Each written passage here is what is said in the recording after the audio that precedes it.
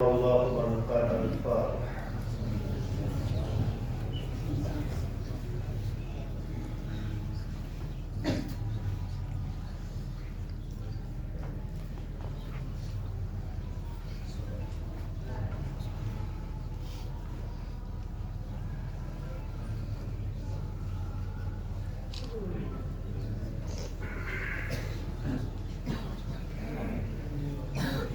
لا حول ولا قوة إلا بالله العلي العظيم.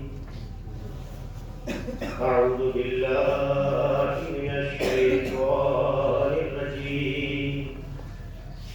بسم الله الرحمن الرحيم.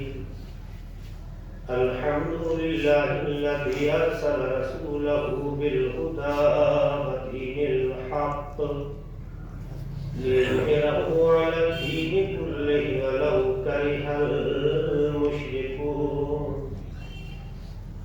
الصلاة والسلام على سيدنا ونبينا وشفيع ذنوبنا وحبيب قلوبنا وطبيب نفوسنا ومولانا أبي القاسم محمد.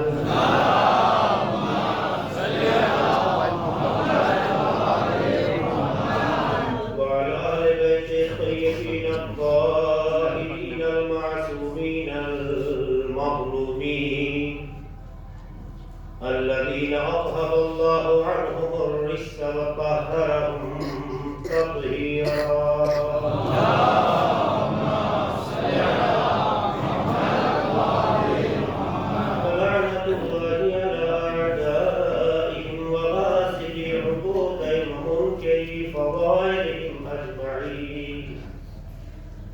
من ليلنا إلى قيام يوم الدين.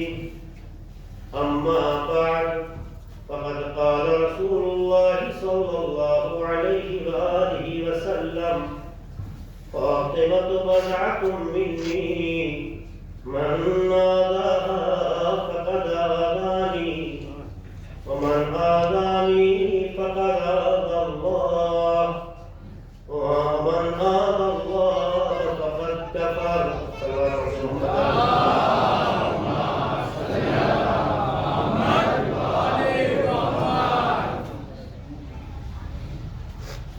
جیسا کہ آپ حضرات جانتے ہیں کہ یہ مجلس کائنات کی ماں جناب فاطمہ زہرا سلام اللہ علیہا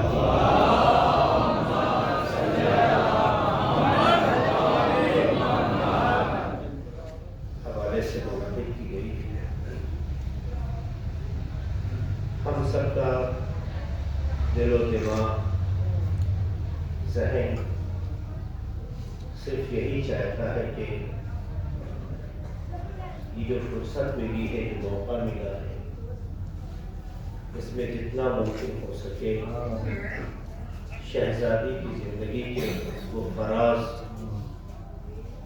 جو بشریت کے لیے ہدایت ہے ان سے مانوس بھی ہوں اور اسے اپنی زندگی میں چاہا بھی. اہل بیت کے فضائل صرف سننا کمال نہیں ہے، اس کا اثر اپنے اندر پیدا کرنا یہ بڑا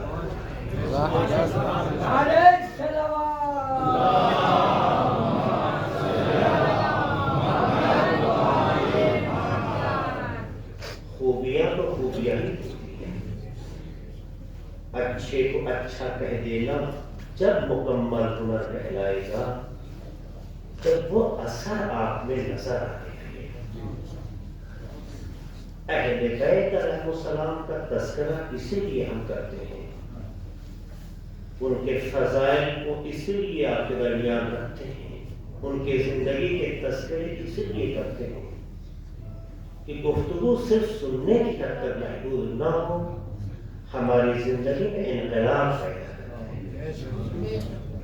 جو ہمارے خیالات کو عالمی خیال بنا دے اسے فضیلت کہتے ہیں. جو ہمارے افکار کو حسینی افکار بناتے ہیں اسے محبت کہتے ہیں. تو ظاہر ہے کہ جب ہم اس دید سے، اس نگاہ سے، اس نقطۂ نظر سے اہل بیت علیہ السلام جیسی شخصیتوں پر نظر ڈالیں گے تو صرف ہم سننے پہ نہیں رکیں گے، ان باتوں کو اپنی زندگی میں جگہ دینے کی پوری کوشش کریں گے. چونکہ کہتے ہیں خاندان کو جینے کا پتہ لوگوں کو جب پتہ چلتا ہے جب نسلوں سے وراثت کی بو آئے، جب اولاد سے آبا اولاد کی خوشبو کا احساس ہو تو نسلوں کے وجود کا احساس ہوتا ہے. ہم سب فرزندان زہرا علیہ السلام ہیں. جب ہم سب فرزندان زہرا سلام اللہ علیہ ہیں تو ہم کہیں بھی فلاں کے فرزند ہیں، یہ کوئی ہنر نہیں ہے. اپنی زندگی کو اس طرح سے پیش کریں کہ دیکھنے والا کہے کہ فاطمہ مری نہیں ہے، اولاد کی شکل میں آج بھی زندہ ہے.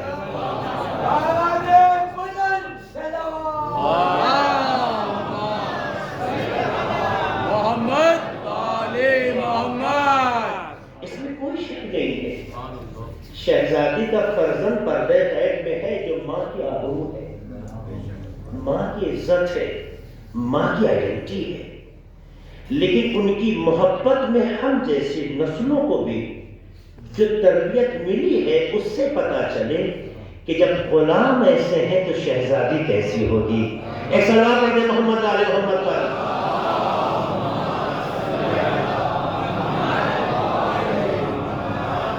زمانے کا شکوہ نہ کریں. زمانہ ایسے ہی ہے جیسے آپ دیکھ رہے ہیں. زمانہ ہم آپ طے کرتے ہیں، کلچر طے کرتا ہے. خدا نے زمانے کو ڈیزائن کر دیا ہے لیکن یہ زمانہ کس دشا میں جائے اسے لوگ طے کرتے ہیں. اللہ نے زمانے کی دشا کو طے نہیں کیا ہے، اس نے تو فنڈامنٹلز بتا دیے، اصول بتا دیے. اِنَّا هَدَيْنَاهُ السَّبِيلَ اِمَّا شَاكِرًا وَإِمَّا كَفُورًا. اس نے فنڈامنٹلز بتا دیے، اصول ضابطے بتا دیے. سلیقہ آپ کا ہوگا، جینے کا طریقہ آپ کا ہوگا، فالو آپ کو کرنا ہوگا. تو زمانے کو ہم ہی اچھا بناتے ہیں، ہم ہی برا بناتے ہیں. جب تک جاہلیت نے زمانے کو ڈیزائن کیا اس زمانے سے نفرت کی گئی، لیکن جب جاہلیت کو دشا دکھانے والے نے آ کے اس کے افکار کو بدل دیا تو وہی زمانہ قابل سلام بن گیا. یہ حقیقت ہے. اس لیے اس کا شکوہ نہ کرے. زمانہ بڑا خراب ہے. زمانہ اچھا خراب انسانوں کے ذریعے سے ہوتا ہے. ہمیں طے کرنا ہوگا کہ کس راستے کو اپنانا ہمارا کام ہے. اشعار کی شکل میں آ کر کسی کو غلط کہہ دینا، کسی پہ لعنت بھیج دینا، کسی کو رسوا کر دینا، کسی کو آئینہ دکھانا بڑا آسان ہے. کیونکہ بات دوسروں کی ہے. آیا اگر ہم اچھے ہیں، اگر ہم اچھے ہیں تو ایک بار پلٹ کے یہ دیکھنے کا حق بنتا ہے یا نہیں کہیں ہم تو کسی کا حق نہیں کھا رہے ہیں، کہیں ہم تو کسی کا حق نہیں مار رہے ہیں، کہیں ایسا تو نہیں کسی کا حق ہماری گردن. ارے صاحب ان کا اور ان کا فرق ہے کچھ نہیں، غصب ہے. بس شاید ہمیں اور آپ کو موقع شاید نہ ملا ہو، اور اللہ نہ کرے کہ ایسا امتحان ہمارا آپ کا ہو. ہم تو اپنے سماج میں دیکھتے ہیں ایسے لوگ بھی ہیں جو امام بارگاہوں کو لوٹ لیتے ہیں، مسجدوں کو لوٹ لیتے ہیں. تو مجھے پتا چلا شیطان جن کے دلوں میں جگہ بنا چکا ہے انہیں آپ مذہب کے لیے سے نہ دیکھیے، ان کے عمل کے ذریعے سے انہیں تلاش کیجیے. اس لیے یہ کہنا بڑا آسان ہے کہ فلاں خراب ہے. اصل خوبی یہ نہیں ہے کہ دوسروں کو خراب کہو، اصل خوبی یہ ہے کہ خود کو ایسا بنا لو کہ تم میں کوئی کمی نہ رہ جائے. جب کمی نہ رہ جائے تو کوشش کرو کسی کو برا کہنے کی. اور جس انسان میں کمال پایا جاتا ہے پھر وہ کمال کی بات باتیں کرتا ہے، نفس پر توجہ بھی نہیں دیتا ہے، کیونکہ نفس کو گنانا ہنر نہیں ہے، نفس کو عیب کو چھپا کر اسے کمال کی چادر اڑا دینا ہی اصل ہنر ہے۔ اہل بیت علیہ السلام نے زندگی میں لوگوں کی کمیاں بیٹھ کے نہیں گنوائی ہے، بلکہ لوگوں کو اپنے کردار سے اتنا متاثر کر دیا کہ غلاموں کو بھی اتنا بلند کر دیا کہ آقا ہونے کا شبہ ہونے لگا ہے۔ سلام ہو محمد آل محمد پر۔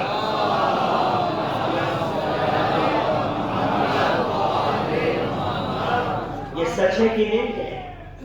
آیا ہمارے درمیان اپنے سے بڑوں کی رسپیکٹ ہو رہی ہے یا نہیں؟ آیا ہمارے درمیان پڑوسیوں کے حقوق ادا ہو رہے ہیں کہ نہیں؟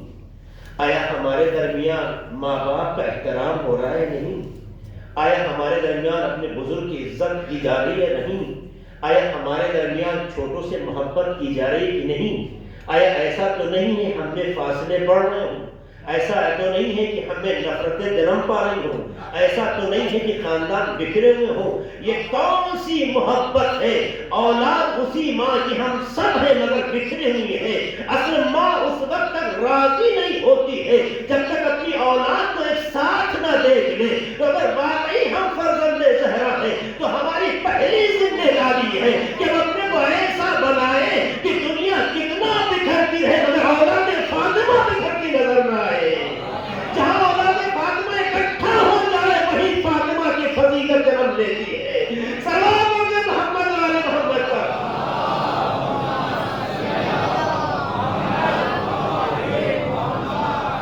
اے سچائی ہے کہ نہیں ہے؟ 1400 برس سے تذکرہ ہو رہا ہے لیکن ہم ابو خاں بنے گے، جو طے کر لیا وہی کریں گے۔ کسی کے مزاج کے خلاف کچھ کر کے دیکھ لیجئے، چہرے سے شرافت پہ نقاب فوراً اتر جائے۔ اہل بیت نے اسی لیے کہا کسی کے ظاہر پہ دھوکہ مت کھانا۔ ہر کوئی شریف نظر آتا ہے، ہر کوئی بڑا اچھا نظر آتا ہے، خالی دکھی رکھ کے ہاتھ رکھ کے دیکھو، اس کے بعد پتہ چل جائے گا کہ اس کے اندر شرافت ہے یا شرارت ہے۔ کسی کے ظاہر کو دیکھ کر جج کرنا یہ انسان کی نگاہوں کا دھوکہ تو ہو سکتا ہے، حقیقت نہیں ہے۔ حالات کتنے بدل جائیں مگر اپنا معیار نہ بدلے تو یہ فرزند زہرا ہونے کی علامت ہے۔ زمانہ کتنا اپنا معیار بدل دے مگر جہاں معیار نہ بدلے اسے اہل بیت کہتے ہیں، کیونکہ اہل بیت کا معیار اصولی ہے، اہل بیت کا معیار آفاقی ہے، اہل بیت کا معیار الہی ہے۔ تو جب معیار مضبوط ہوتا ہے تو زمانے کو بدلتا ہے، خود بدلا نہیں کرتا ہے۔ ورنہ جس زمانے میں شہزادی نے قدم رکھا تھا اس زمانے میں اپنی ہی اولاد کو اپنی ہاتھوں سے دفن کرنا ایک شرافت سمجھی جاتی تھی، عزت سمجھی جاتی تھی، کمال سمجھا جاتا تھا، اپنے خاندان کا وقار سمجھا جاتا تھا۔ مگر اسی معاشرے نے جناب فاطمہ زہرا کو خدا نے بھیج کر دفن کر کے انہیں زندگی اور حیات دے کر بتایا جو زمانے کے معیار کو بدل دو اسے فاطمہ کہتے ہیں۔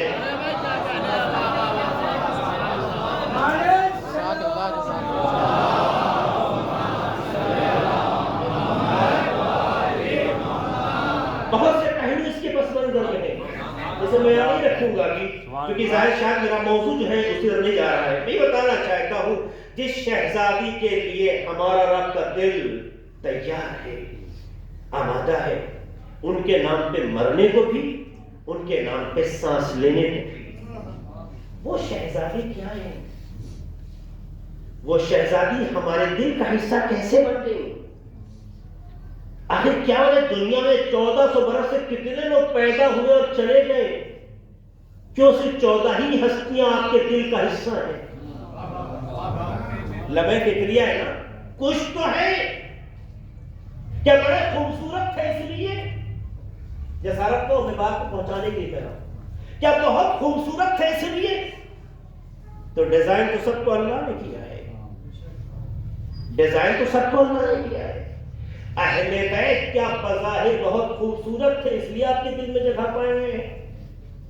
تو آپ نے دیکھا ہی تھا، خوبصورت تھے یا جو بھی صورتحال تھی آپ دیکھے ہوتے ہیں تو یہ بحث کی جاتی ہے۔ اس کا مطلب یہ ہے کہ بحث خوبصورتی کی نہیں ہے کہ جب پروردگار نے انسان کو پیدا کیا تو کوئی انسان بدصورت نہیں ہے. تنگی نظر کی اصلاح ہونی چاہیے، نظام پروردگار پہ گفتگو نہیں ہونا چاہیے. بدصورت تو ہم آپ کہتے ہیں جو انسان کو پیدا کر کے خود کو احسن الخالقین کہہ رہا ہو، اس کی نگاہ میں کوئی بدصورت نہیں ہے، سب خوبصورت ہیں. میری بات کی گہرائی کی طرف جائیے گا. جب سبھی خوبصورت ہیں تو پھر یہ معاشرہ خوبصورت اور بدصورت کی کیوں تفکیک کرتا ہے؟ کیوں دونوں میں فرق کرتا ہے؟ کہ آدمی کی جیسی مینٹلٹی ہوتی ہے ویسے وہ فکر رکھتا ہے. یا اس کو اگر ضابطے کی نگاہ سے دیکھا جائے تو انسان سرچ کرے، انسان ریسرچ کرے، انسان تحقیق کرے تو اسی نتیجے پہنچے گا کہ انسان چہرے کے اعتبار سے خوبصورت یا بدصورت نہیں ہوتا ہے. یہ اس کا کردار ہے جو چہرے کو حسین بناتا ہے یا ذلیل بنایا کرتا ہے. سلام پڑھے محمد والے محمد پر.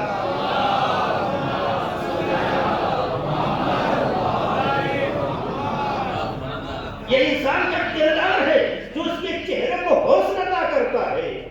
یہ انسان کا کردار ہے جو اس کے چہرے کے حسن کو اس سے چھین لیتا ہے. یہی وجہ ہے اگر رنگوں کا حسن معیاری ہوتا، بات تو مکمل کر رہا ہوں، اگر رنگوں کا حسن معیاری ہوتا تو لمحے فکریہ ہے. چاہے آج کی دنیا میں وائٹ اسکن کو، سفید کھال کو دیکھ کر لوگ حسن کا معیار سمجھتے ہو، چاہے گورا چہرہ دیکھ کر، چاہے گلابی چہرہ دیکھ کر لوگ حسن کا معیار طے کرتے ہو، مگر تاریخ اسلام کو پڑھو، ایسے چہرے بہت زمانے میں گزرے ہیں کہ جسے کبھی اچھی نگاہ سے نہیں دیکھا گیا ہے. کالے چہرے پہ جب نظر پڑتی ہے اما یہ بھی کوئی چہرہ دیکھنے کا ہے. آج کی لفظ حبش سے کسی کی حقیقت وابستہ نہیں ہے. ہر کوئی کسی بھی انسان کے کردار کو جب دیکھتا ہے اور کردار موضوع نہ ہو، معقول نہ ہو، اچھا نہ ہو تو کہتا ہے حبشی ہو گئے کیا. یعنی آج کی لفظ حبشہ کا تصور ذہنوں میں اچھا نہیں ہے. حبش کے لوگ کالے ہوا کرتے تھے، کالوں کا تصور ظاہری اعتبار سے کسی زمانے میں عام ذہن نے اچھا نہیں مانا ہے.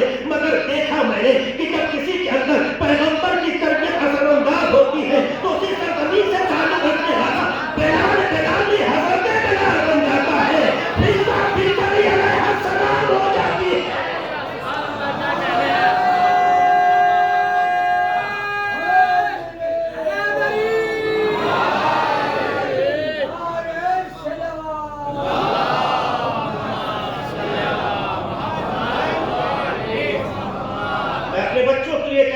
جوانوں کے لیے کہہ رہا ہوں، لمحے فکریہ ہے.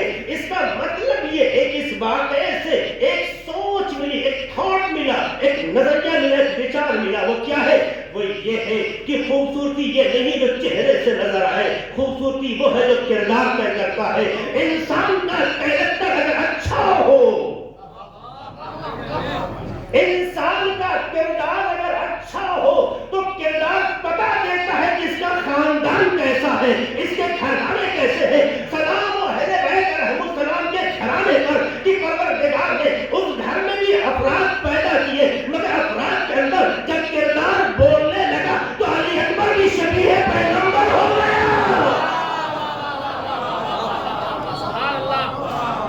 اس کا مطلب یہ ہے اگر کردار بولنے لگے تو کردار میں خوبی پیدا ہو جاتی ہے کہ چہرے کے اگر نقاب ڈال دی جائے، پردہ ڈال دیا جائے تو عباس بھی علی نظر آنے لگتے ہیں، علی محمد نظر آنے لگتے ہیں. یہ جملہ بتاتا ہے کہ انسان کی شناخت میں انسان کے معیار کو بڑھانے والی چیز انسان کا ظاہر نہیں ہے، اس کا کردار ہے. ایسا پیدا کر لو کہ زبان خاموش ہو، کردار بولنے لگے. سلام کے محمد والے محمد پر.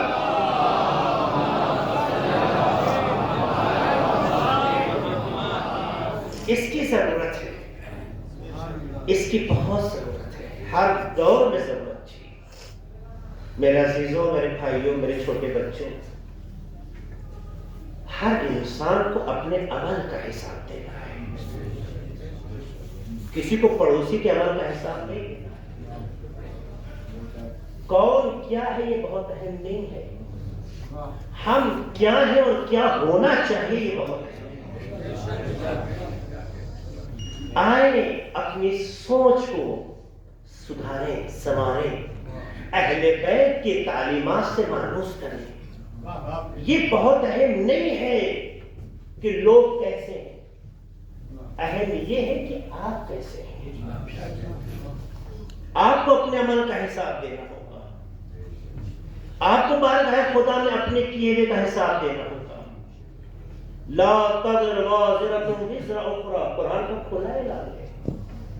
پڑوسی کا سوال تم سے نہیں ہوگا کہ وہ نماز پڑھتا تھا یا نہیں، آپ کا سوال آپ سے ہوگا کہ آپ پڑھتے تھے یا نہیں۔ یہ نہیں پوچھا جائے گا تمہارا چھوٹا بھائی ماں باپ کا احترام کرتا تھا یا نہیں، سوال یہ ہوگا کہ تم کرتے تھے یا نہیں۔ سوال یہ نہیں ہوگا کہ فلاں نے فلاں کام کیا تھا یا نہیں، سوال یہ ہوگا تم نے کیا یا نہیں۔ تو جب ہمیں اپنے عمل کا حساب دینا ہے تو کیوں نہ ہم اپنی زندگی میں اہل بیت کے اثرات کو پیدا کریں۔ اہل بیت زمانے سے نہیں آپ سے پہچانے جاتے ہیں، آپ سے پہچانے جاتے ہیں۔ ایسا نہیں کہ کسی زمانے میں اہل بیت تھے اور کسی زمانے میں نہیں ہے۔ زمانے کی بات اس لیے کہہ رہا ہوں، یہ کوئی نہیں کہتا کہ فلاں کا زمانے سے اہل بیت کا تعلق ہے، اس زمانے سے نہیں کہہ سکتے ہیں۔ اس کا مطلب یہ ہے اہل بیت کی پہچان کا وسیلہ ہم آپ ہیں۔ اہل بیت ہر زمانے کی ضرورت ہے، ہر زمانے کی ضرورت ہے، اور ہر کسی کی عزت کا ذریعہ نہیں بنتا ہے۔ جو ورثہ ہوتے ہیں وہی خاندان کی عزت کا ذریعہ بنتے ہیں۔ اہل بیت علیہم السلام کی عقیدتوں پر سلام ہو، ان کے عشق و محبت پر سلام ہو۔ اللہ نے ہم آپ کو ایسے گھرانے میں پیدا کیا کہ جن کے یہاں سانس بھی اہل بیت کے نام سے لی جاتی ہے اور اہل بیت پر ختم ہوتی ہے۔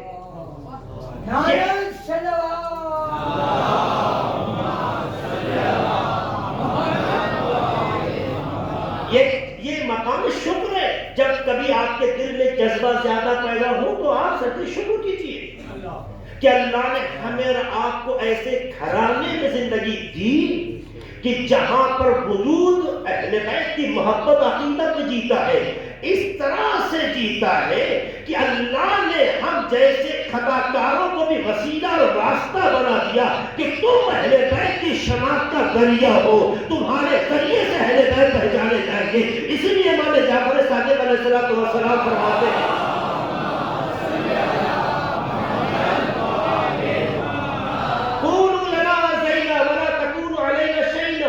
ہمارے لیے عزت کا ذریعہ بننا، ذلت کا سبب نہ بننا۔ یہ چھٹے امام کا جملہ بتاتا ہے ہم نے اپنی ذمہ داریاں نبھا دی، ہم نے اپنی ذمہ داریوں میں خدا کو پہچانوا دیا، خدا عبادت کے لائق یہ دنیا کو بتا دیا، ہم نے اپنی ذمہ داری ادا کر دی۔ اب تمہاری نوبت ہے کہ تمہارے ذریعے سے وہ اہل بیت جو تمہارے اور خدا کے درمیان واسطہ بنائے گئے ہیں وہ پہچانے جائے۔ تو تمہیں کیسا پہچانوانا ہے یہ تمہیں طے کرنا ہوگا۔ اب آپ بتائیے جو خدا کی معرفت کا ذریعہ ہو اسے پہچانوانے کے لیے اگر ہم جیسے لوگ وسیلہ بن جائیں تو ہمیں بھی وہی کرنا چاہیے جو آقا کو پسند ہوتا ہو۔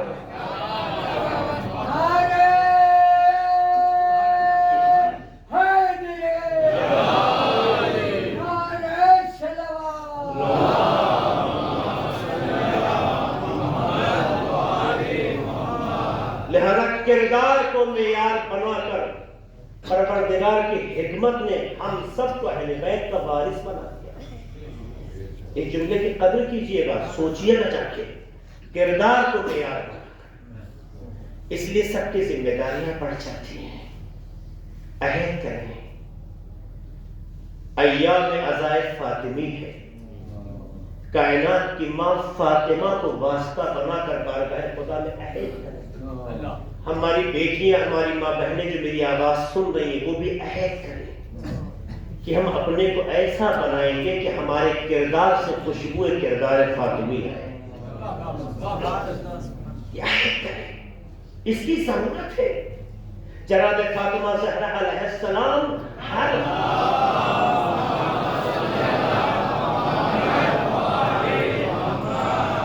آواز کا حصہ ہے.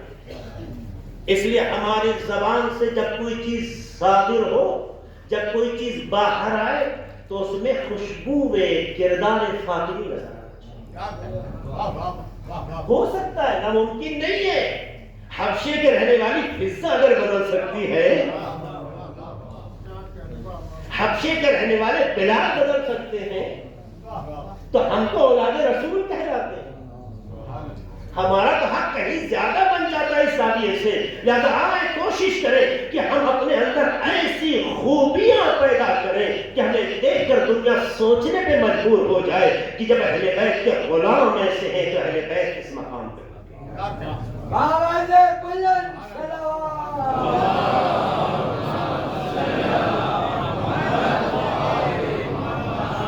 اسی حقیقت کو اور ذہنوں سے نزدیک کرنے کے لیے پیغمبر نے ایک عجیب آفاقی جملہ فرمایا، فاطمہ بضعۃ منی، فاطمہ میرا ٹکڑا ہے. من آذاہا فقط آذانی، کلمہ جانتے ہیں آپ، ان ثواب کی غرض سے مکمل کرنا چاہتا ہوں. جو انہیں اذیت پہنچائے وہ مجھے اذیت پہنچائے، جس نے انہیں اذیت پہنچائی اس نے. ومن آذانی فقط آذى اللہ، اور جس نے مجھے اذیت پہنچائی اس نے خدا کو اذیت پہنچائی. ومن آذانی فقط کفر، اور جس نے مجھے اذیت پہنچائی اس نے کفر اختیار کر لیا، دائرہ اسلام سے خارج ہو گیا. یہ حدیث اہل سنت حدیث کی کتابوں میں بھی ہے اور شیعہ کتابوں میں بھی ہے، مگر یہ حدیث ہر جگہ اتنی مکمل نہیں ہے. کہیں کچھ ٹکڑا ہے، کہیں کچھ فاطمہ بضعۃ منی، ہر جگہ ہے. اس کے بعد کے جملے کہیں ہیں کہیں نہیں ہے. کہیں من آذاہا فقط آذانی تک ہے، کہیں من آذانی فقط آذى اللہ تک ہے، اور کہیں ومن آذى اللہ فقط. اس طرح سے مختلف زاویے سے حدیث نقل ہوئی ہے. میں اس حدیث کے ان پہلوؤں کی طرف جاؤں گا، لیکن اس سے پہلے ایک بات کہنا چاہتا ہوں جو اسی حدیث کا ظاہر بیان کرتا ہے. میں کہیں باہر سے کوئی بات نہیں کہنے کی کوشش کروں گا، اسی حدیث سے جو بات سامنے کی ہے آپ غور کیجیے. حدیث کیا کہتی ہے؟ فاطمہ میرا ٹکڑا ہے. ٹکڑے کا تصور تعبیرات میں دو طرح کا ہوتا ہے. ٹکڑے کا تصور عام تعبیر میں فلاں چیز ٹکڑا ہے تو اس کا دو تصور ہوتا ہے. ایک تصور مادی ہے اور ایک تصور معنوی ہے. ٹھیک، ہم کیسے طے کریں کہ یہاں پہ پیغمبر کیا کہنا چاہتے ہیں؟ پیغمبر نے فرمایا فاطمہ میرا ٹکڑا ہے، آیا مادی جذبے کی بنیاد پر ہے، جس طرح سے ہر انسان کی اولاد اس کا ٹکڑا ہوتی ہے. ہر اولاد انسان کے لیے کیا ہے؟ اس کا ٹکڑا ہے. ہر ماں باپ کے لیے اس کا بچہ اس کا ٹکڑا ہے نہیں ہے. اگر یہ مان لیں کہ مادی پہچان ہے، کیونکہ ٹکڑے کا تصور یہ ہوتا ہے جو مادی ہوتا ہے اور ایک ٹکڑے کا تصور معنوی ہے. آیا پیغمبر نے اس حدیث میں جناب فاطمہ زہرا کے لیے یہ پہچانوانا چاہا کہ میری بیٹی ہے؟ یہ کہنا چاہے؟ اگر یہ کہنا چاہے تو کوئی بات نہیں، قبول. ایک بات کہہ سکتا ہے کہ میری بیٹی ہے. بیٹی سے ہر کوئی چاہتا کہ میری اولاد سے لوگ محبت کرے، یہاں تک جذبہ برا نہیں ہے. اگر کوئی اولاد سے محبت نہ کرے تو باپ کو برا لگتا ہے، یہاں تک بھی کوئی بحث نہیں ہے. اگر کوئی جناب فاطمہ زہرا علیہ السلام سے محبت نہیں کرتا، انہیں اذیت پہنچاتا تو پیغمبر کو برا لگتا ہے، اس کی بات ہے. یہاں تک تو کوئی مسئلہ ہی نہیں ہے. لیکن اگر یہاں سے بات آگے پہنچ جائے ومن آذانی فقط آذى اللہ، کبھی سنا کسی معاشرے میں کوئی کہہ رہا ہے اگر مجھے اذیت پہنچاؤ گے تو اللہ کو اذیت پہنچاؤ گے؟ یہ ان کی اذیت خدا کی اذیت کا سبب بن رہی ہو. باریک پہلے تو غور کیجیے گا. ان کی اذیت خدا کی اذیت کا سبب بن رہی ہو، اس کا مطلب بحث باپ اور بیٹی کی نہیں ہے، بحث رسالت کی ہے. اس میں کہ جو رسول کو اذیت پہنچائے گا یقیناً رسول اللہ کا ہے، اسے دیکھو. ورنہ کسی کی بھی اولاد کو اذیت پہنچانے سے کوئی بھی دوسرا انسان اسلام سے باہر نہیں ہوتا. اسلام سے باہر ہونا نتیجے کے طور پر پیش کیا جانا یہ اس بات کی علامت ہے کہ یہاں بحث مادی نہیں ہے، معنوی ہے. ورنہ رسول کی بیٹی ٹھیک ہے، باپ ہے بیٹی تو مسئلہ ہی نہیں. تو ٹکڑا دیکھیے ہوتا ہے، لیکن ٹکڑے کا تصور دیکھیے کیا ہوتا ہے. ٹکڑا کا تصور کیا ہوتا ہے؟ ٹکڑا ایک ایسی حقیقت کا نام ہے جو کبھی کل سے جدا کیا جاتا ہے، کل سے جدا کیا جاتا ہے. جیسے تصویر تیار کیا جائے کچھ دانے نکال لیے جائے، یہ ٹکڑا ہے جدا ہو گیا. اور کبھی یہ ٹکڑا کل کے مکمل ہونے کا ذریعہ ہوتا ہے. اور کیجیے گا دو پہلو ہے اس ٹکڑے میں. ایک ٹکڑا وہ ہے جو کل کے الگ کیا جائے، کل سے الگ کیا جائے تو کل تو ہے مگر اس کے نہ ہونے کی بنیاد پر کامل نہیں ہے. اور اگر اس ٹکڑے کو اس سے شامل کر دیا جائے تو یہ مکمل کل کہلاتا ہے. مکمل کل. مثلا ایک تسبیح ہے، ایک تسبیح ہے جو حکم کل کا ہوگا وہی اس کے جز کا بھی ہوگا. یہ تو ماننا پڑے گا نا، کیونکہ ٹکڑا کا اعتبار کل کے اعتبار سے دیکھا جاتا ہے. جو اعتبار کل کا ہوگا، دیکھیے دو کیا گفتگو نہ ہو نا فلسفی گفتگو، میں بات کو ذہنوں سے قریب کروں گا. جب کوئی ٹکڑا کسی چیز کا ہوتا ہے تو جس کل کا وہ ٹکڑا بنتا ہے، جو حکم کل کا ہوگا وہی ٹکڑے کا. مانتے نہیں مانتے؟ چاہے زمین لے لیجئے، چاہے درخت لے لیجئے، چاہے کوئی بھی چیز لے لیجئے، کب آپ ٹکڑا کسی چیز کا الگ کرتے ہیں تو جو قانون اس کل پہ ہے وہی ایک جز پر آتا ہے. آتا ہے نہیں آتا ہے. اس کا مطلب یہ کہ ٹکڑا جس چیز کا ہو وہ ٹکڑا اپنے اثرات میں اپنے کل کا تابع ہے. جو معیار، جو سطح، جو کمال، جو اونچائی کل کی ہے وہی اس ٹکڑے کی بھی ہوگی. یہ اگر نہ مانا جائے تو کل کا ٹکڑا ہونے کا امتیاز کی حیثیت نہیں رکھتا ہے. اور ٹکڑے کی خاصیت یہ ہے اگر ایک تسبیح کے درمیان سے ایک دانہ الگ کر لیا جائے تو تسبیح تو ہے پر کامل تسبیح ہے. زور سے بولیے. تسبیح ہے، کامل تسبیح ہے نہیں. اس کا مطلب یہ ہے کہ کل کے درمیان سے اگر کوئی چیز ہٹا دی جائے تو کل تو ہے مگر کامل نہیں کہلاتا جب تک اس ٹکڑے کو اس کے ساتھ جوڑ نہ دیا جائے.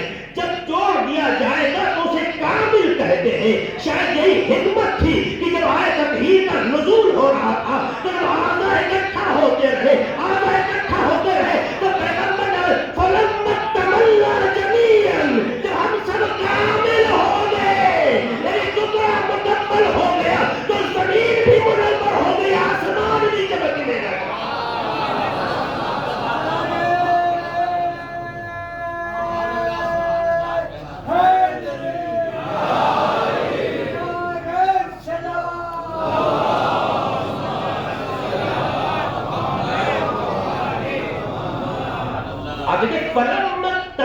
کی تعبیر جو حدیث کے سامنے ہے وہ کیا بتا رہی ہے؟ ایسا نہ تھا کہ جب یہ ٹکڑے منتشر تھے، الگ الگ تھے تو پیغمبر نہ تھے. پیغمبر کا وجود ناقص تھا، یہ کہنا غلط ہوگا، لیکن پیغمبر نے فلما تمنا جمیعاً کا جملہ یا یہ تعبیر چاہے جناب فاطمہ زہرا اس کے راویہ ہو، یہ کیا بتاتی ہے کہ پیغمبر نے بتانا چاہا ہے کہ یہ اجزاء چاہے فاطمہ کی شکل میں ہو، حسن کی شکل میں ہو، حسین کی شکل میں ہو، علی کی شکل میں ہو، جب تک الگ ہوتے ہیں ہم سے الگ نہیں ہے، لیکن جب مل جاتے ہیں تو احتمال کا وجود ہو جاتا ہے۔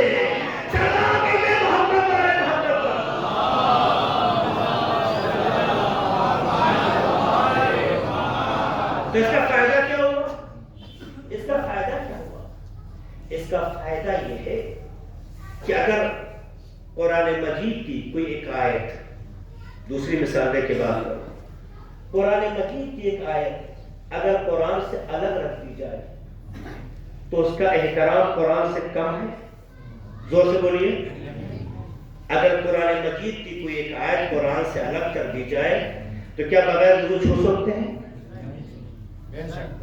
نہیں چھو سکتے نا؟ اس کا مطلب یہ ہے کہ کل قانون ہے، کل قانون ہے، اور جب کوئی چیز اس کا جز بن جائے تو اس پر بھی وہی اثر ہوتا ہے جو کل کا اثر ہے۔ اس لیے قرآن کی آیت جہاں بھی ہو احترام اس کا واجب ہے، حالت نجاست اس کا چھونا جائز نہیں ہے۔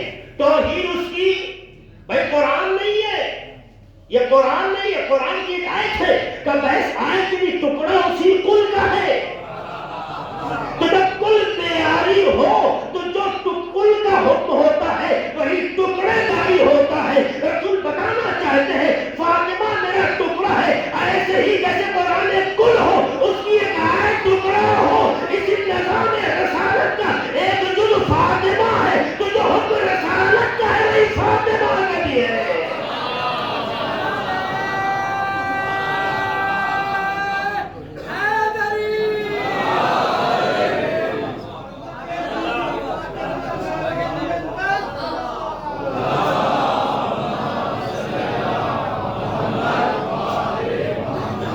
اور یہ بات اس وقت اور مکمل ہو گئی، یہ بات قانون کو سمجھانے کے لیے اور مکمل ہو گئی جب حدیث قدسی نے بڑھ کے سہارا دیا۔ اس کل کی اہمیت کو سمجھیے اور جز کو سمجھیے۔ آج اس جز کے ذریعے سے اس حدیث کا وزن بھی آپ کے لیے واضح کرتے ہیں۔ کیا کہنے ہیں تو اللہ کیا کیا دلائل پیش کیے ہیں، مولا سلامت رکھیں۔ آپ اس جملے میں سنیے گا، لولا لما خلقت الافلاک، ہمارے بچے بیٹھے ہیں، بزرگ جانتے ہی ہیں، بہرحال ان کا احترام ہے، اللہ انہیں سلامت رکھے۔ آپ تمام بزرگوں کی سلامتی کے لیے جو سلوات پڑھتے ہیں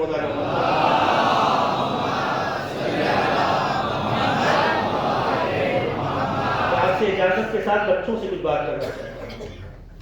یہ لفظ حدیث اور حدیث قدسی کیا چیز ہے؟ بولتے ہیں نا حدیث میں آیا، حدیث میں بھی بولتے ہیں حدیث قدسی۔ یہ لفظ قدسی جو استعمال ہوتا ہے حدیث کی صفت بن کر، کیا مطلب ہے اس کا؟ آسان لفظوں میں، سادھارن شبدوں میں بتانا چاہتا ہوں۔ کوئی وہ تعبیر جو ہم لوگوں کو سکھائی جاتی ہے اس کا استعمال یہاں معقول نہیں ہے۔ دیکھیے گفتگو کا دو انداز ہے، گفتگو کا بات کرنے کا دو سلیقہ ہے۔ ایک بار ہوتا ہے کہ الفاظ ہمارے ہیں، مراد اس کی ہے، الفاظ ہمارے ہیں، مراد اللہ کی۔ ایک بار ہوتا ہے کہ الفاظ بھی خدا کے ہیں، زبان بھی ہے۔ دونوں کا فرق سمجھ میں آیا؟ جی دیکھیے ایک ہی دوبارہ کہتا ہوں، چونکہ یہ چیز تھوڑا سا ضرور سخت ہے مگر آسان لفظوں میں کہہ رہا ہوں تو لام اشارہ متوجہ ہو گئے۔ ایک بار گفتگو پیغمبر کرتے ہیں، الفاظ پیغمبر کے ہوتے ہیں، مراد خدا کی ہوتی ہے، ٹھیک؟ ایک بار الفاظ خدا کے ہوتے ہیں، زبان پیغمبر کی ہوتی ہے۔ پہلے والے کو حدیث کہتے ہیں، دوسرے کو حدیث قدسی کہتے ہیں، جس میں کیا ہوتا ہے الفاظ خدا کے ہوتے ہیں، پیغمبر کی زبان ظرف ہوتی ہے، استعمال ہوتی ہے۔ اسے حدیث قدسی کہتے ہیں. لولا لما خلقت الافلاک، یہ خدا کا لفظ ہے، خدا کا جملہ ہے، اس لیے اسے حدیث قدسی کہتے ہیں. قدسی یعنی پاک، محترم، مقدس، بلند، آفاقی. لولا لما خلقت الافلاک، اے میرے حبیب اگر آپ کو پیدا کرنا نہ ہوتا تو یہ کائنات پیدا نہ کرتا. ولولا علی لما خلقت، اگر علی کو پیدا کرنا نہ ہوتا تو میں آپ کو پیدا نہ کرتا. آپ بات کا بس سمجھیے. میں اتنی جو آیتیں اور جو مثالیں اور جو ٹکڑا کی بات کر رہا تھا، اس حدیث کو اس تناظر میں، اس میزان پر رکھ کے آپ اس کو سچ کیجیے. اگر آپ کو پیدا کرنا نہ ہوتا تو میں کائنات پیدا نہ کرتا. اگر علی کو پیدا کرنا مقصود نہ ہوتا تو آپ کو پیدا نہ کرتا. ولولا فاطمہ لما خلقتکما، اگر فاطمہ کو پیدا کرنا مقصود نہ ہوتا تو نہ آپ کو پیدا کرتا نہ علی کو پیدا کرتا.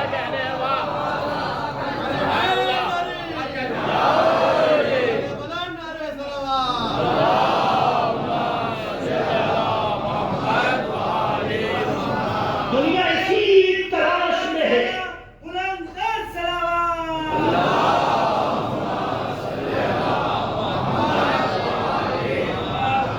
دنیا اسی تلاش میں ہے کہ یہ ثابت کرے کہ اسلام نے عورتوں کو بہت لائٹلی لیا گیا ہے، یہ بہت ہلکے میں لیا گیا ہے. عہدے مردوں کو دیا جا سکتے ہیں، عورتوں کو نہیں دیے جا سکتے. دنیا اسی مغالطے سے ایک دوسرے کو برگلاتی ہے اور اسلام کے نظام کے خلاف زہر بناتی ہے. لیکن جب سوچ میں طہارت پیدا ہونا تو طاہروں کی بات سمجھ میں آتی ہے. جب فکر میں پاکیزگی ہو تو اچھی بات زبان پر آتی ہے. جہاں شیطنت کا غلبہ ہو وہاں آفاقی باتیں سمجھ میں. تمہارا کہنا یہ ہے اسلام نے نہ عورت کو رسول بنایا نہ امام بنایا. اے نادان آ کے دیکھو تو نہ رسول بنایا نہ امام بنایا، مگر روح رسالت و امامت کا نام فاطمہ ہے. رسالت مکمل نہیں ہوگی جب تک فاطمہ نہ ہو، امامت آفاقی نہیں بنتی جب تک فاطمہ کے ساتھ.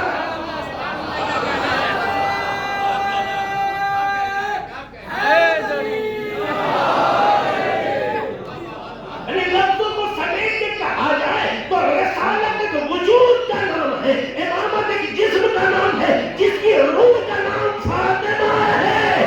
یہ ہے تو رسالت بھی ہے، امامت بھی ہے. سلام کرتے محمد والے محمد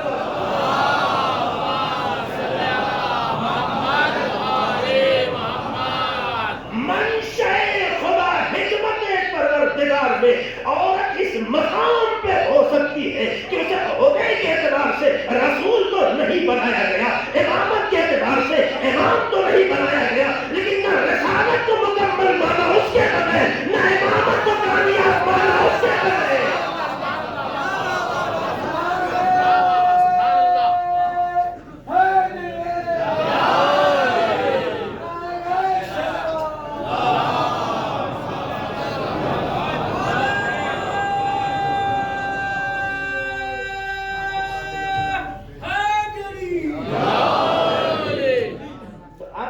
ٹکڑے کی حیثیت کیا ہے؟ بات یہی مکمل کر دے رہا ہوں. کل انشاءاللہ آپ کے سامنے شان بیان حدیث بیان کروں گا. ظاہر دامن وقت میں گنجائش نہیں بچی ہے، ہمارا وقت پون گھنٹے سے آگے نکل گیا اور آپ کی نگاہیں بھی بہرحال آہستہ آہستہ شکایت کرنا شروع کر دیں. تمام مومنین و مومنات کی صحت و سلامتی کے لیے مل جل کے سلام پڑھنے محمد علیہ.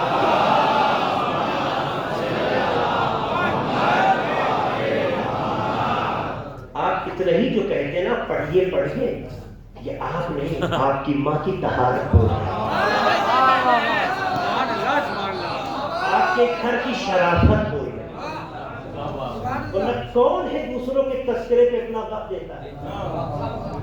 لیکن جو ماں نے اپنے دودھ سے جو مودت اہل بیت کا جام پلایا تھا، اس کا یہ اثر ہے کہ نہ موسم دیکھتے نہ حالات دیکھتے ہیں، کیونکہ ہمارے روح کو جس سے تقویت ملتی ہے اسی کو سننا ہمیں پسند بھی آتا ہے، اس پہ وقت دینے کا جذبہ بھی ہوتا ہے۔ ایک صلاۃ پڑھ محمد وعلی محمد پر۔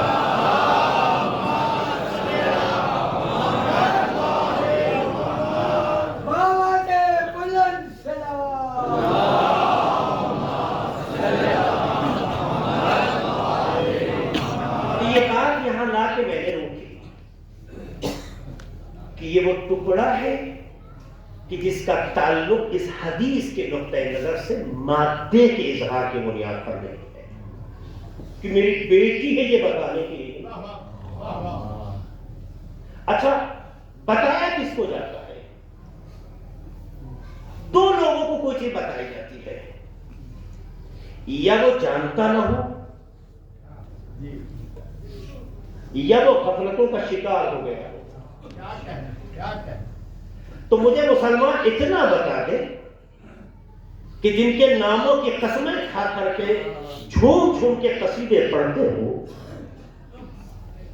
کیا پیغمبر کے ہمراہ بیٹھتے تھے مگر انہیں خبر نہیں تھی کہ رسول کی کوئی بیٹی بھی ہے؟ یا اگر خبر تھی تو غافل ہو گئے تھے؟ تو اتنا مانو جو زندگی کے نظام میں بیٹی ہے یا نہیں اس سے ہو جائے، وہ شریعت کے اصول کی حفاظت کیا کرے گا؟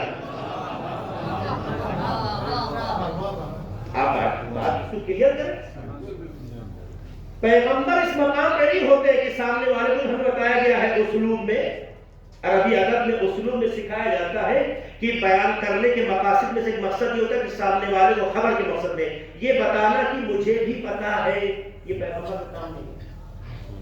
یہ ہم آپ کر سکتے ہیں کہ سامنے والے کو بتانے کے لیے ہم بھی وہ جانتے ہیں جو تم جانتے ہو، یہ عوام الناس کے لیے تو ہے، پیغمبر کے لیے نہیں۔ تو پیغمبر کی بس میں رہنے والے اتنا پیغمبر مظلوم ہو جائے، آج کے زمانے میں دیکھیے کس منتری کی اولاد ہے نہیں ہے سب جانتے ہیں، چاہے ہمارا رشتہ ہو نہ ہو، تعلق ہو نہ ہو، عقیدہ ہو، بھولے بھٹکے کسی کا ولادت ہو جائے تو چاہے وہ کم منائے اس سے زیادہ لوگ منانے لگتے ہیں۔ جس کا رشتہ شاید 5 سال سے زیادہ کا نہ ہو، اس کے بعد نہ حکومت رہ جاتی ہے نہ رشتے، کیونکہ جب رشتوں کا معیار حکومت ہوتی ہے تو جب اقتدار ہے تو رشتہ ہے، جب اقتدار ہے تو رشتہ چلا گیا۔ تو کیا ہم بھی مانے کہ رسول کے آس پاس جو لوگ اکٹھا تھے وہ اسی حوالے سے تھے؟ اگر اسی حوالے سے تو کب تک اقتدار رسالت کی شکل میں ملا وہ قیامت تک کے لیے ہے، تو کم سے ان کے پاس رہنے والے اتنا کافی ہو جائے تو عالم اسلام کو سوچنا چاہیے کہ جسے اتنا بھی نہ پتا ہو کہ گھر میں ایک ہی بیٹی ہے یا کئی ہے بھی یا نہیں ہے۔ میں اس پہ بحث نہیں کروں گا، علمی گفتگو ہے، اس پہ علمی گفتگو کر کے باتیں کی جاتی ہے کہ ایک تھی یا 4 تھی، تم جتنے بھی مانو، مگر جب بیٹی خدیجہ کی ہو، باپ رسول ہو، تو کم سے کم ایسا اثر ظاہر ہونا چاہیے جس میں خوشبو عصمت نظر آئے، باپ کی تربیت نظر آئے، ماں کی طہارت نظر آئے، ورنہ تعداد گنوانے سے کچھ ہنر نہیں پیدا ہوتا جب تک ماں باپ کے کمال کا مظاہرہ نہ ہو۔ ہم نے تاریخ کا مطالعہ کیا، عاشقوں میں بھی دشمنوں میں بھی ہم نے کہیں نہیں دیکھا اگر لکھا گیا ہے تو تعداد لکھی گئی، لیکن ماں باپ کے کردار کا اثر نہیں دیکھا۔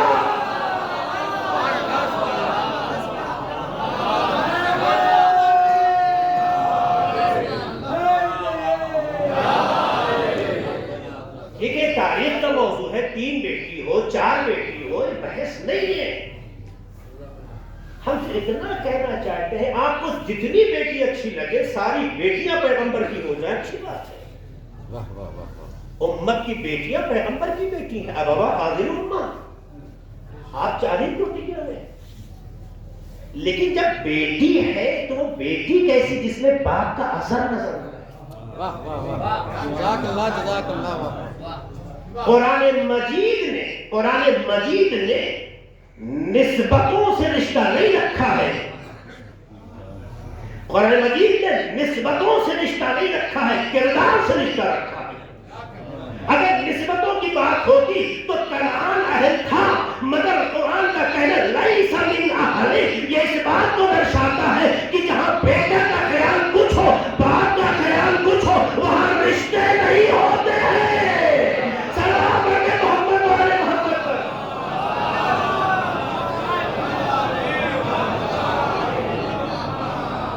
لیس من اہل کیا بتاتا ہے؟ یہی تو کہہ رہا ہے نا. اور کون کہتا ہے بیٹا نہیں تھا؟ چچا ہو یا باپ ہو آزر جناب ابراہیم کے لیے یہ قیمتی نہیں ہے. قیمتی یہ ہے کہ جناب ابراہیم اور آزر کے درمیان فکری ہم آہنگی کتنی تھی. اگر کردار سے ہم آہنگی مل جائے تو چاہے گھر میں نہ بھی پیدا ہو، اگر کردار سے کردار مل جائے تو چاہے حسب و نسب کے اعتبار سے گھر کا نہ ہو، باہر کا بھی اپنا ہو جاتا ہے. تبھی تو پیغمبر فرماتے ہیں سلمان و منا اہل البیت. پیغمبر نے سلمان و منا اہل البیت کہہ کے ہمیں اور آپ کو یہ نوید دی ہے، یہ خوشخبری دی ہے. تم بھی چاہو تو اہل بیت کا حصہ بن سکتے ہو، خالی اپنے اندر کردار عالمی پیدا کر لو. سلام ہے محمد والے محمد پر.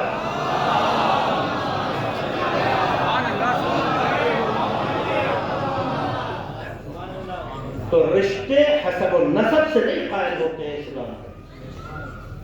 رشتوں کی بقا اور رشتوں کی حقیقت کردار سے کردار کا لینا ہے. یہی وجہ ہے پیغمبر کی زندگی کے آخری لمحات میں بھی ایک ہی بیٹی کا واقعہ ملتا ہے. کسی نے شوق میں بھی کہیں سے کوئی واقعہ ابھی تک تو نہیں رہا ہے. میں جاسوس کے بول رہا ہوں کہ جب جسارت پڑ جاتی ہے نا تو زبان بکنے لگتی ہے، قلم بکنے لگتا ہے. ہو سکتا ہے کل کچھ بن جائے. اب تک کی کتابیں گونگی ہیں، کسی کتاب میں کسی کا واقعہ نہیں ہے. ورنہ اگر کسی بھی لڑکی کا باپ بیماری کے عالم میں ہو تو ساری بیٹیاں کھنچ کے پہنچ جاتی ہیں.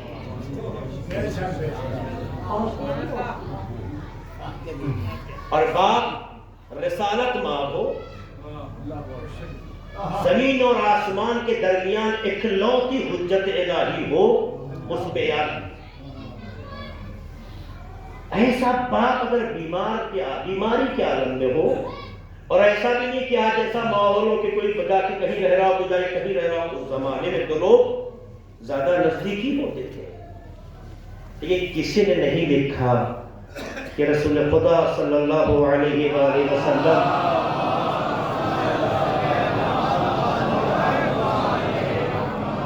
جب زندگی کے آخری لمحات میں تھے اور آپ پر بیماری کا عارضہ تھا تو آپ کے سرانے صرف ایک بیٹی کا تذکرہ ملتا ہے جسے فاطمہ کہتے ہیں. بضعۃ منی کا مصداق ٹکڑا تھا جو اپنے کل کے پاس تھا. اور جیسے جیسے بابا کی حالت بگڑتی جاتی ہے، بیٹی کے آنسو بڑھتے جاتے ہیں.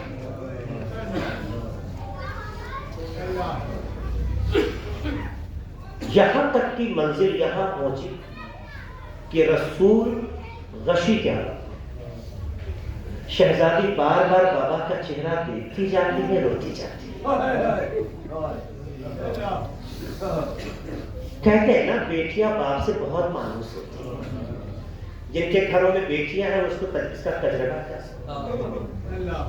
بیٹیاں نفسیاتی اور فطری اعتبار سے باپ سے زیادہ مانوس ہوتی ہیں، اور جو ٹکڑا ہی ہو اس کا انس کیسا ہوگا. دیکھتی جاتی ہے، روتی جاتی ہے. دف الباب ہوتا ہے، یہ بابا کے پاس بیٹھی ہوتی ہے. پھر دف الباب ہوتا ہے، بابا کے پاس بیٹھی ہوتی ہے. جب تیسری بار کا طلباب ہوتا ہے تو شہزادے کے گریے میں شدت پیدا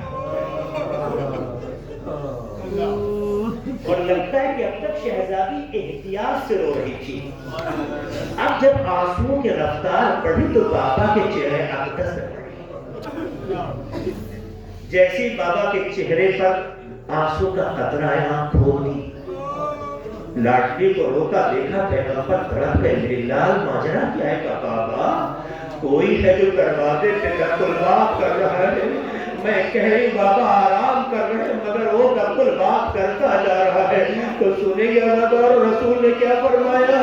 اے میری لاڈلی یہ کوئی اور نہیں، یہ ملک الموت ہے جو کسی دروازے سے اجازت نہیں لیتا، میری لاڈلی یہ تمہارے در کا شرف ہے، جہاں ملک الموت کی طرح اجازت حاصل نہیں ہوتا۔ اے ہاتھوں کو جوڑ کے کہوں یا رسول اللہ، ارے یہ کیا کہہ دیا؟ نظام قدرت میں ملک الموت بھی بغیر شہزادی سے اجازت کے داخل نہیں ہو رہا ہے، تو یہ کون لوگ ہیں جو آپ کی آنکھ بند ہو گئی؟ ارے در زہرا کو توڑ۔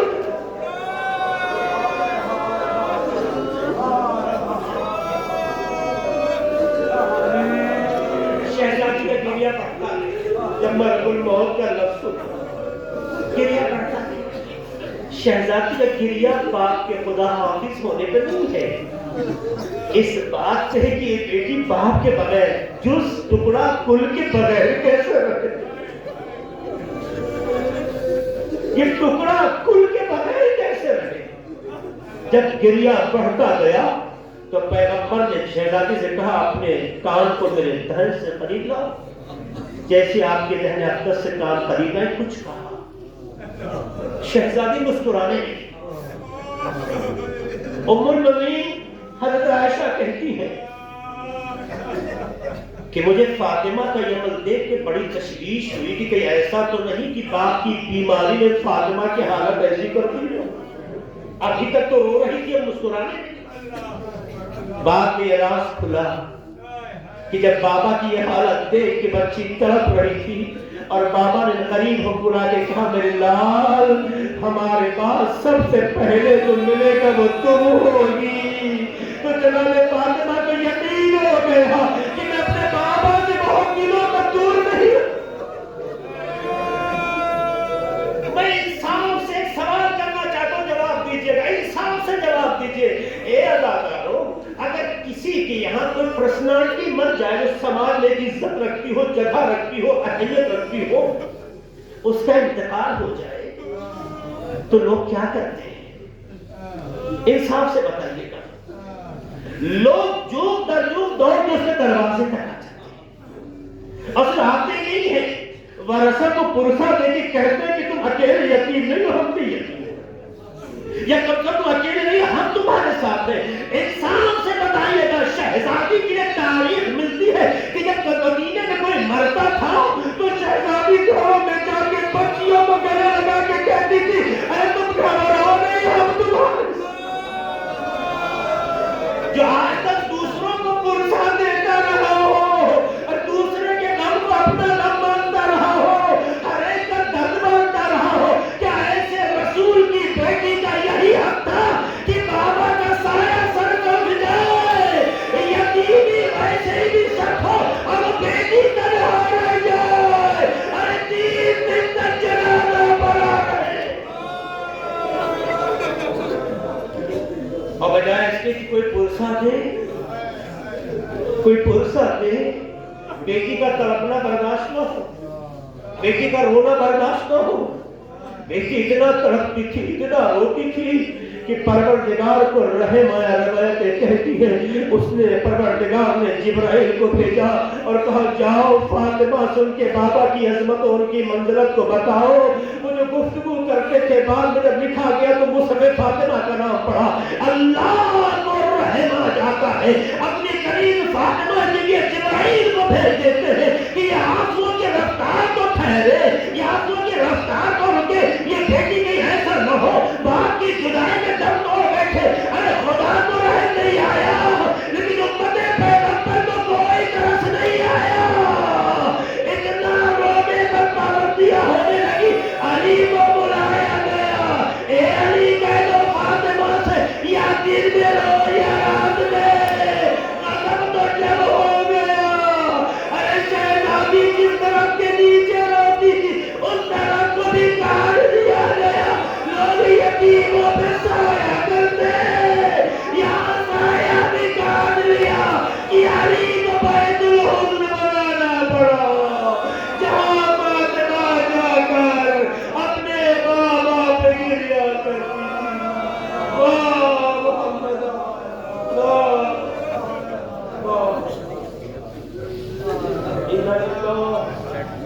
وإنا إليه راجعون سيعلم الذين ظلموا أي منقلب ينقلبون خدایا ہمارے اس مختصر عمل قبول فرما خدایا ہم سب کو اہل بیت کی سیرت پر چلنے اور مرنے کی توفیق عطا فرما خدایا تو بہتر جانتا ہے ہم میں کوتاہیاں ہیں غفلتیں ہیں قصور ہے اتنے آنسوؤں کا اس فرش کا اس مناسبت کا واسطہ ہمارے گناہوں کو معاف کر خدایا ہم سب میں عزم و عمل فاطمی معجزت فرما خدایا ہمارے بزرگوں کا سایہ ہمارے سروں پہ قائم رکھ جو دنیا سے گزرنے جا رہا تو مغفرت میں جگہ عطا فرما خدایا تیرے فاطمہ علیہ السلام کے لیے دنیا میں جہاں لوگ اہتمام کرتے ہیں ان کی جان مال عزت آبرو کی حفاظت خدایا ان سب کی توفیقات میں اضافہ خدا کے واسطہ محمد کو ہمارے وطن عزیز ہندوستان میں امن و امان کا خدا پرچم جمہوریہ اسلامی ایران کو سربلندی عطا فرما خدا جو بھی بیمار ہو جن بیماری دو چار میں شفائے کامل و عاجل عطا فرما خدا جو حاجتیں لے کر آئے ہوں جو لوگ حاجتیں رکھتے ہوں کر لا نہ سکے ہوں یا آ نہ سکے ہوں